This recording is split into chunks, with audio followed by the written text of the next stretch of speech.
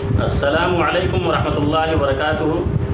ناظرین، یہ ذوالحجہ کا پہلا عشرہ چل رہا ہے اور یہ پہلا عشرہ اللہ رب العالمین کے نزدیک بہت زیادہ محبوب ہے، اور نبی صلی اللہ علیہ وسلم نے اس عشرے کے اندر ایک خاص عمل کرنے کا حکم دیا ہے، جیسا کہ مسند احمد کی روایت ہے اور حدیث نمبر 6154 ہے۔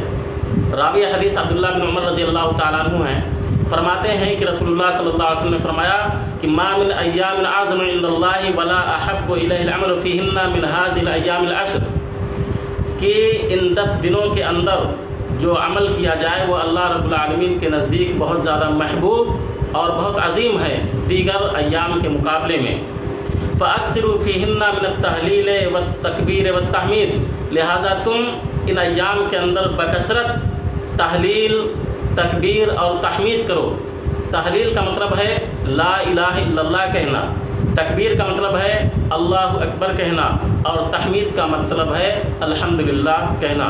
تو آپ نے فرمایا کہ تم بکثرت ان ایام کے اندر لا الہ الا اللہ، اللہ اکبر اور الحمدللہ کہا کرو۔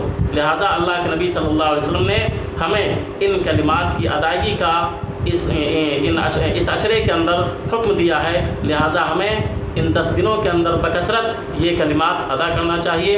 اللہ تبارک و تعالیٰ سے دعا ہے کہ اللہ تبارک و تعالیٰ ہم سب کو اس کی توفیق عطا فرمائے۔ ناظرین، اگر آپ نے اب تک ہمارے چینل کو سبسکرائب نہیں کیا ہے تو برائے مہربانی اس کو سبسکرائب کر لیں اور بیل آئیکن کو دبا دیں تاکہ جب بھی ہم کو ویڈیو اپلوڈ کریں تو آپ تک پہنچ جائے۔ والسلام علیکم ورحمۃ اللہ وبرکاتہ۔